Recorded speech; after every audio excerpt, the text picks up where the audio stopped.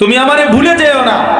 অনেক দিন হয় আমাকে ভুলে গেলে, একদিন আমি যদি সিদ্ধান্ত নেই তোমাকে শাস্তি দেব, তাহলে ফাআনসাহুম আনফুসাহুম, আমি আল্লাহ তোমার আত্মপরিচয় ভুলাইয়া দেব।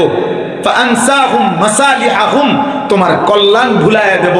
ফাআনসাহুম আখিরাতাহুম, তাফসীরের শব্দগুলা আখিরাত ভুলাইয়া দেব। আর কোনোদিন মনে পড়বে না তোমার মৃত্যু হবে, কবর হবে, হাসর হবে, মিজান হবে, ফুলসিরাত হবে, তোমার বিচার হবে, আখিরাত হবে, তোমার জান্নাত বা জাহান্নামে যেতে হবে। এই কথাটাই টোটাল তুমি ভুলে যাও, আর কোনোদিন মনে পড়বে না, আর কোনোদিন মনে পড়বে না। আব্বা, আমি তো এই জন্য সব সময় বলি, প্রতিদিন আমি বলি, আমার বড় ভয় লাগে, খুব ভয় লাগে। 60 বছর বয়স্ক মুরব্বী এখনো প্রতিদিন বিড়ি সিগারেট খায়। আমার মনে পড়ে, মনে ভয় হয়, হায় এই চাচা যদি আর কোনোদিন তার মৃত্যু পর্যন্ত যদি মনে না পড়ে, এটা গুনাহ। 60 বছর পর্যন্ত যার বয়স হয়ে গেছে, এই বুড়া মিয়া এখনো চা দোকানে বসে রঙিন টেলিভিশনে নর্তকীর নাচ গান নাটক সিনেমা দেখে, আয় হায় এই চাচার কলিজা তো পাথরের চাইতে বেশি ভারী হয়ে গেছে। এই চাচার যদি আর কোনো দিন মনে না পড়ে, এটা গুনাহ। তুমি তওবা করবে কেমনে? গুনাহ চালু রেখে তো তওবা হয় না আব্বা, কসম খোদা, গুনাহ চালু রেখে তওবা হয় না, গুনাহ চলমান রেখে তওবা হয় না।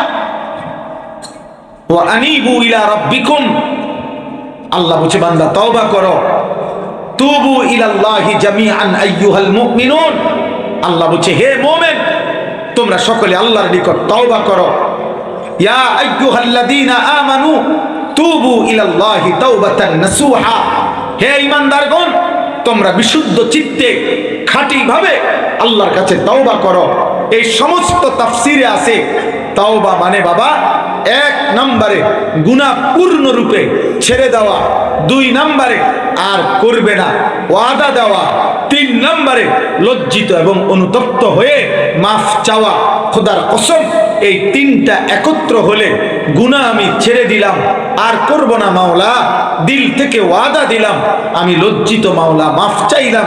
আল্লাহ বলে যদি এটা আমি ঠিক মতো বুঝ পাই, তুমি দিল থেকে বলো, আসলেই আমি যদি দেখি তুমি গুনাহ ছেড়ে দিছ, আমার গুনাহ করবা না ওয়াদা দিছ, নতুন করে বন্দেগী শুরু করে দিছ, আল্লাহর কসম আল্লাহ বলেন তাহলে আমি আসমান পর্যন্ত গুনাহ 90 বছর না 900 বছরের গুনাহ আমি একসাথে মাফ করে দেব।